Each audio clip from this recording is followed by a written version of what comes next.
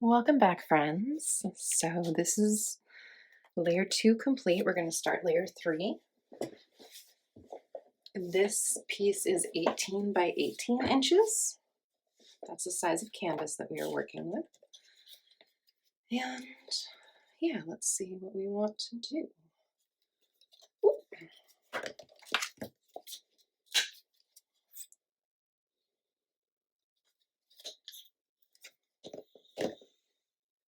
Throw in a little bit of this one. Should give me some of that. And a little bit of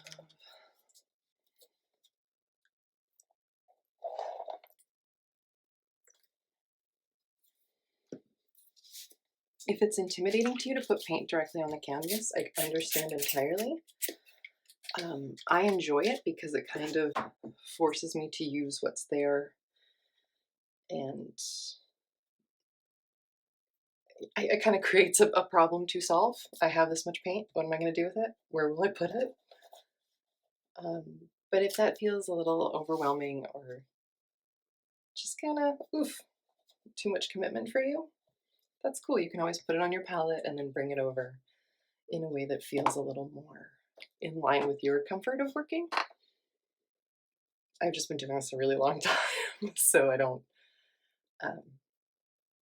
the same things that might make you nervous if you just are starting aren't really things that necessarily make me nervous. So I'm just trying to be cognizant of what that might be in your case if you're starting out.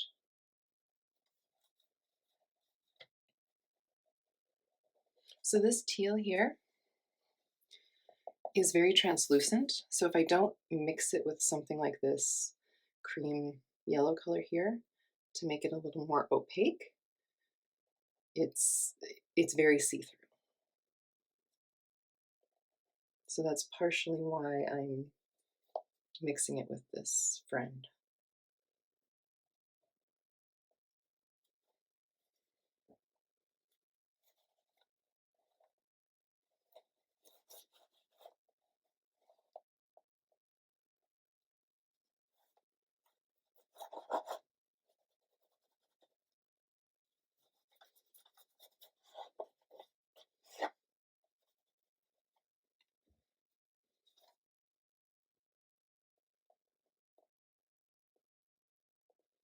This green that I put down is a high flow liquid.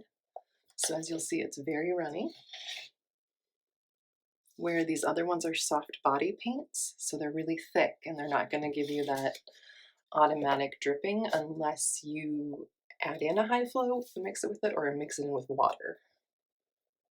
If you add enough water and kind of brush it out, that will also give you that liquidy texture.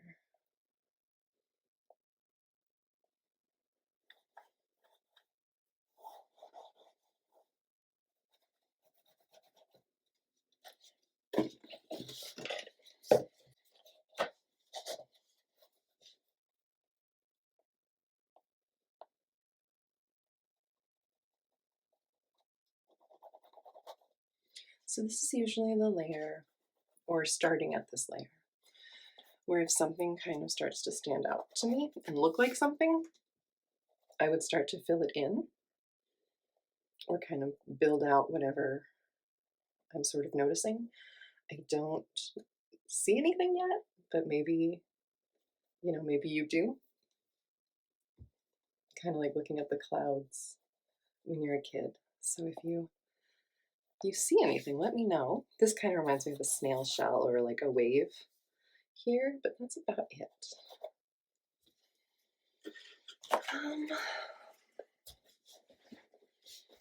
Let's bring in some white. Actually,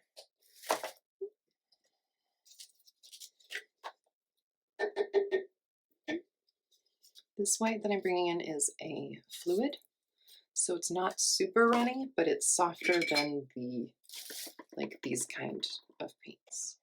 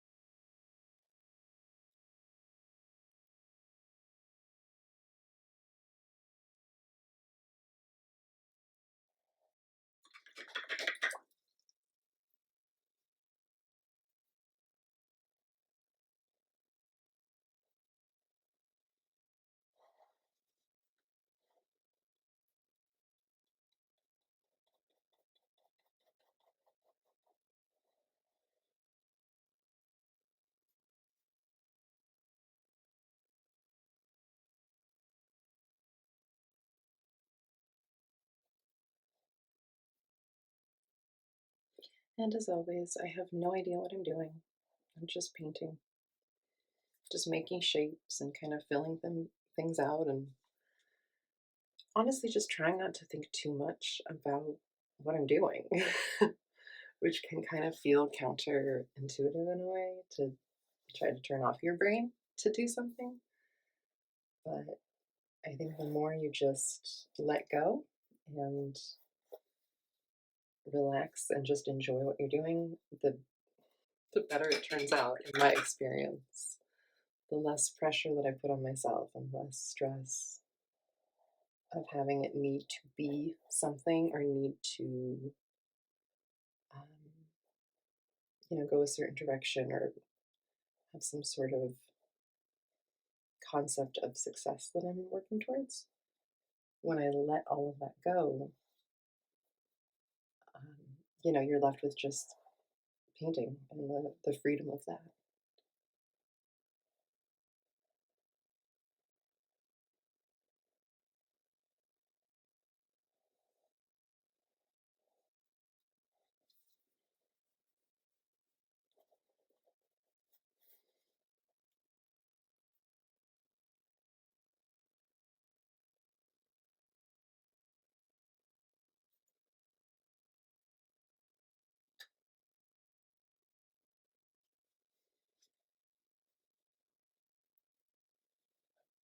Okay. Put in a little bit of fine line work. And then I think that'll probably be around the stopping point for layer 3 here.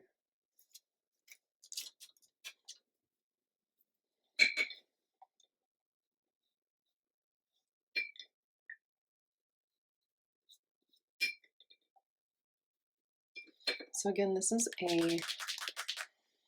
it's almost empty tube.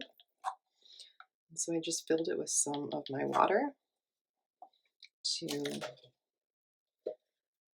just reinvigorate the kind of whatever dregs of paint are left at the bottom.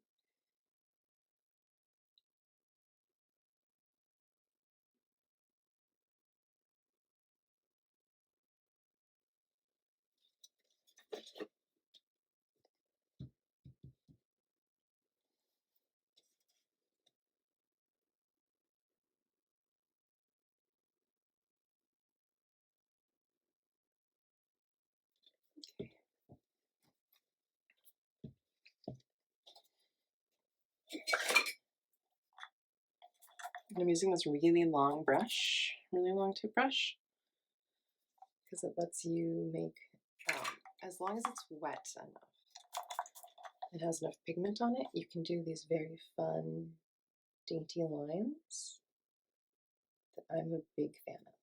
They're going to be easier on dry canvas because it's wet. Um,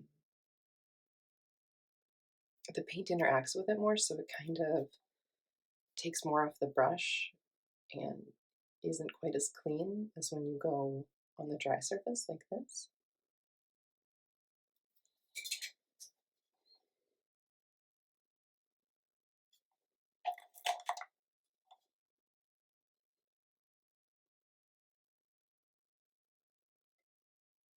But any of these fluid acrylics, high flow fluid acrylics, I love them because they will definitely help you get these really um, just very intricate and delicate brush strokes. So if that's something you enjoy and you've had trouble getting that to work for you in acrylic painting, it's probably because you're using a really thick body paint. And it's still possible with a thick body paint. It's just a lot trickier because you have to add enough water and matte medium to get it to that consistency, where this color or this style of paint is already at that consistency. So it's less challenging to do it this way. Ooh, I'm tripping color.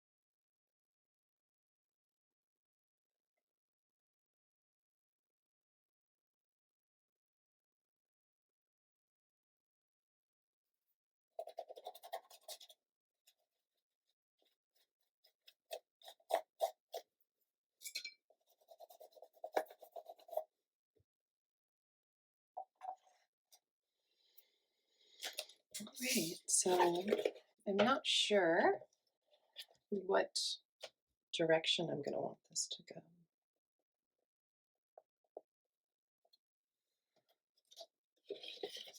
So, I don't know, maybe you see something going on here. There's certainly some interesting angles and shapes happening. I don't quite see anything yet, but that certainly does not mean that there isn't anything to be seen. So if you see something, let me know. I'm very curious. It's always fun to see how other people's, imagination connects things, or how their eyes, pull from reference images that are different than, we all pull from a whole different catalog of visuals and experiences and art that we've absorbed over our lives and whatnot. Here we go. All right, so that is our layer 3. Thank you, friends, and I'm excited to see where this goes.